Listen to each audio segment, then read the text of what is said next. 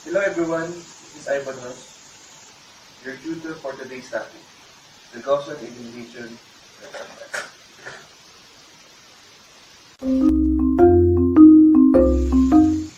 Gaussian elimination method is one of the three methods that can be used in determining the value of the variables in linear equations.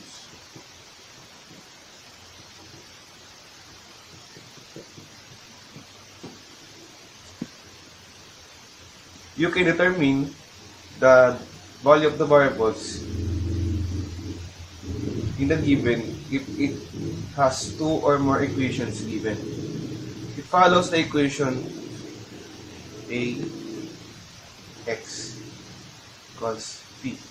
We must determine the value of x to justify if the b is correct by substituting x the answer in the x and multiplying it to the given. To make it more clear, let's make an example. First, to make it more suitable for solving, we must transfer it in a augmented matrix.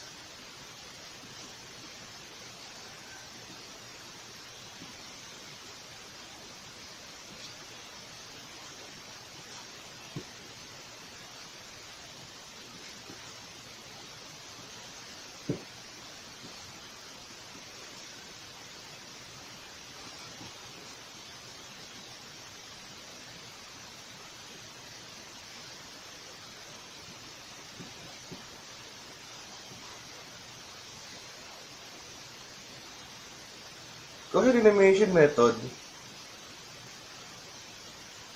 as a known matrix that must be first justified to get the answer.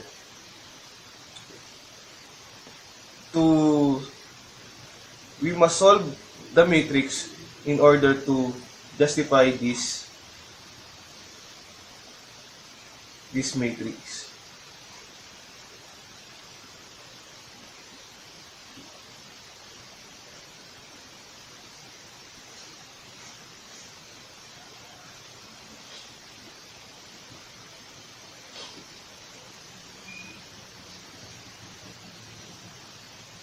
We must make a row of zeros here and constant in any number here, but in this portion we must make it 0 to make the Gaussian elimination method suitable for solving. This one are called pivots, and in this B1, B2, B3 are the known answers. We must use forward elimination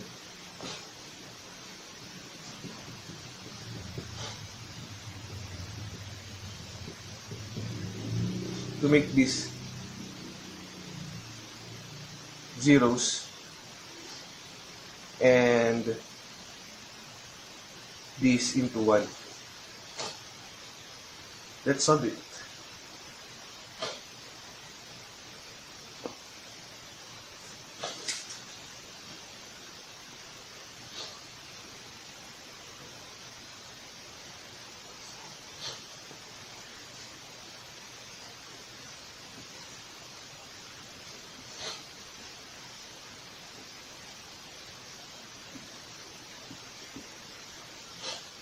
First, we must make this 3 into 0 by multiplying R2 minus 3R1 as the new R2.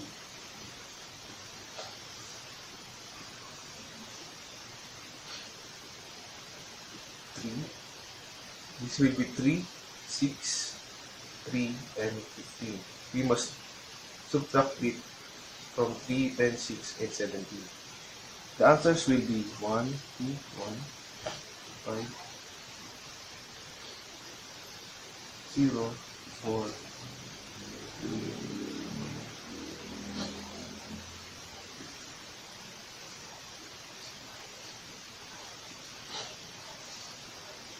we notice that the 3 here becomes 0 and the new set of numbers change. Next, we must make this 8 into 0 by multiplying R3 times 2R2 as the new R3.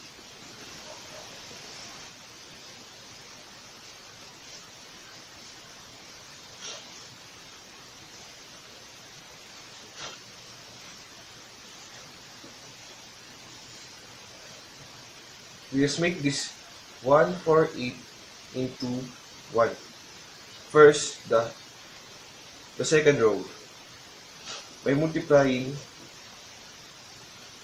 R2 and by dividing R2 into 4. The new equation will be 1, 2, 1, 5, 0, 1, 3/4 and 1/2.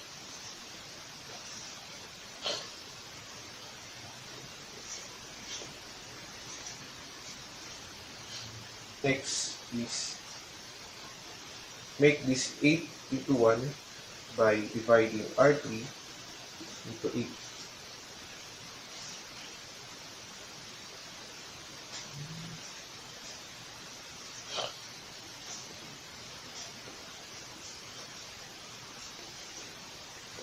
Zero, 0, 1, 2. This will be the new matrix.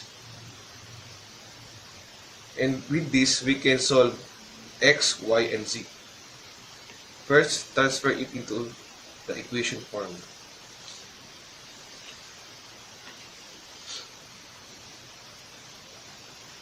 X plus 2y plus j plus 5.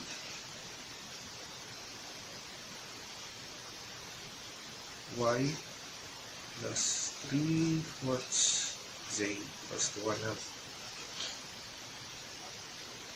Z equals 2. Z is already solved. Z equals 2. We must substitute it into 9 plus 3/4 times 2 equals 1/2. The answer will be -1. And we substitute this -1 and 2 into this equation. So it will be x plus 2 -1 plus 2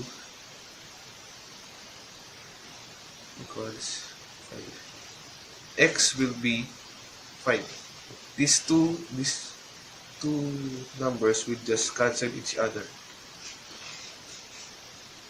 To check if these variables are correct, we can use this for checking.